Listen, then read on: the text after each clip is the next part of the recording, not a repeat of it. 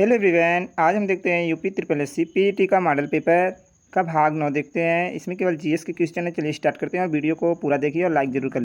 हड़प्पा सभ्यता से विश्व का प्राचीनतम ज्ञात गोदीवाड़ा मिलता है। थोड़ा ब्लर हो गया है वीडियो, एक दो क्वेश्चन गड़बड़ है।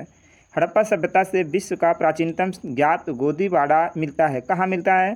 तो लोथल में। कहाँ पर? लोथल से मिलता है। वैदिक काल में चिनाब नदी का किस नाम से जाना जाता था? वैदिक काल में चिनाब नदी को किस नाम से जाना जाता था? तो अस्किनी। किस नाम से जाना जाता था? अस्किनी नाम से जाना। गौतम बुद्ध ने अपना प्रथम प्रवचन कहाँ पर दिया था? गौतम बुद्ध ने अपना प्रथम प्रवचन या उपदेश कहाँ दिया था? सारनाथ में। कहाँ पर? सारनाथ में दिया था।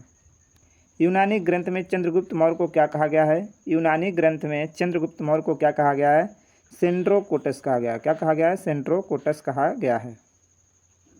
चंद्रमा पृथ्वी के चारों ओर घूमता है और पृथ्वी सूर्य के चारों ओर घूमती है। किस विद्वान ने सिद्ध किया? किस विद्वान ने सिद्ध किया कि चंद्रमा जो है पृथ्वी के चारों तरफ घूमता है और जो पृथ्वी है सूर्य के चारों तरफ घूमती है? तो कौन सिद्ध किए थे? बराहमिहिर। कौन? बराहमिहिर यह बात सिद्ध किए थे।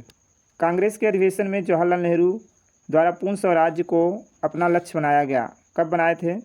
कांग्रेस के किस अधिवेशन में जवाहरलाल नेहरू द्वारा पूर्ण स्वराज्य को अपना लक्ष्य बनाया गया? लाहौर अधिवेशन में। कब? लाहौर अधिवेशन में बनाया गया।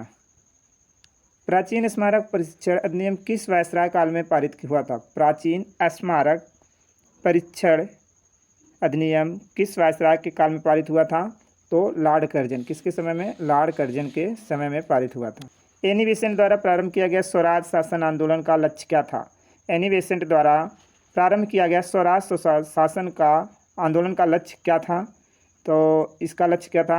भारत के लिए स्वशासन प्राप्त करना। भारत के लिए स्वशासन प्राप्त करना। निम्नलिखित में से किसने चटगांव शस्त्रागार में वंदे मातरम नारे के साथ तिरंगा ध्वज लहराया था? कौन लहराए थे? सूरसेन। कौन? सूरसेन। सिराजुद्दौला किस युद्ध में अंग्रेजों से पराजित हुआ था? सिराजुद्दौला किस युद्ध में अंग्रेजों से पराजित हुआ था? तो प्लासी के युद्ध में। कब? प्लासी के युद्ध। जर्मनी के सहयोग से किस इस्पात संयंत्र की स्थापना की गई थी? जर्मनी के सहयोग से किस इस्पात संयंत्र की स्थापना की गई थी? राउरकेला। किसकी? राउरकेला इस्पात संयंत्र की स्थापना की गई थी। गुजरात के सबसे पश्चिमी गांव और अरुणाचल प्रदेश के सबसे पूर्वी छोर पर स्थित वलांग के समय में कितने घंटे का अंतराल होगा? यानी गुजरात के सबसे पश्चिमी गांव और अरुणाचल प्रदेश के सबसे पूर्वी गांव में दोनों के बीच में कितने घंटे का अंतर होगा? 2 घंटे का अंतर है। उस समीर को क्या कहा जाएगा जो समांतर रात्रि में स्थल से समुद्र की ओर प्रवाहित हो? उस समीर को क्या कहा जाएगा जो सामान्यतः रात्रि में स्थल से समुद्र की ओर प्रवाहित होती है? उसे क्या कहा जाएगा? स्थल समीर। स्थल समीर। निम्नलिखित अधिवास प्रकारों में से किसकी विशेषता सांस्कृतिक समरसता एवं एकता की है? किसकी विशेषता सांस्कृतिक समरसता एवं एकता की है? तो पूर्वा की। किसकी? पूर्वा की। निम्नलिखित में से कौन सा एक केंद्रीय बैंक का गुणात्मक साख नियंत्रण उपाय नहीं है? निम्नलिखित में से कौन सा एक केंद्रीय बैंक का गुणात्मक साख नियंत्रण उपाय नहीं है? तो इसका राइट आंसर क्या हो जाएगा? परिवर्तनीय कोष अनुपात। परिवर्तनीय कोष अनुपात। मिश्रित अर्थव्यवस्था का अर्थ क्या है? मिश्रित अर्थव्यवस्था का अर्थ क्या होता है? सार्वजनिक एवं निजी उद्योगों का सहअस्तित्व। सार्वजनिक एवं निजी उद्योगों का सहअस्तित्व ही मिश्रित अर्थव्यवस्था कहलाता है। भारत की कैसी अर्थव्यवस्था है? मिश्रित अर्थव्यवस्था है। स्वर्ण क्रांति किससे संबंधित है? स्वर्ण क्रांति किससे संबंधित है? बागवानी और शहद से। किससे संबंधित है? बागवानी और शहद से। भारत के संविधान का कौन सा भाग कल्याणकारी राज्य के आदर्श की घोषणा करता है? भारत के संविधान का कौन सा भाग है जो कल्याणकारी राज्य के आदर्श की घोषणा करता है? तो कौन करता है? राज्य के नीति निर्देशक तत्व। राज्य के नीति निर्देशक तत्व। भारत के प्रत्येक नागरिक के कर्तव्य के अंतर्गत प्राकृतिक पर्यावरण का संरक्षण एवं सुधार कौन से अनुच्छेद में शामिल है? 51 का क में। 51 का क में शामिल।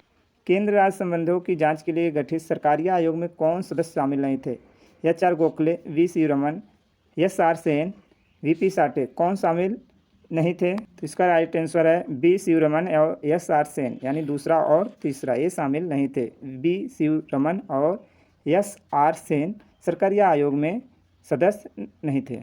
भारत में आधुनिक जिला प्रशासन का अध्याय निम्नलिखित में से किसके समय में प्रारंभ माना जाता है? भारत में आधुनिक जिला प्रशासन का अध्याय निम्नलिखित में से किसके समय से प्रारंभ माना जाता है? तो वारेन हेस्टिंग। किसके समय से? वारेन हेस्टिंग के समय। भारत में सर्वप्रथम उच्चतम न्यायालय की स्थापना कब की गई थी? भारत में सर्वप्रथम उच्च न्यायालय की स्थापना कब की गई थी? 1862 में। कब? 1862 में की गई थी। कहाँ? कलकत्ता में।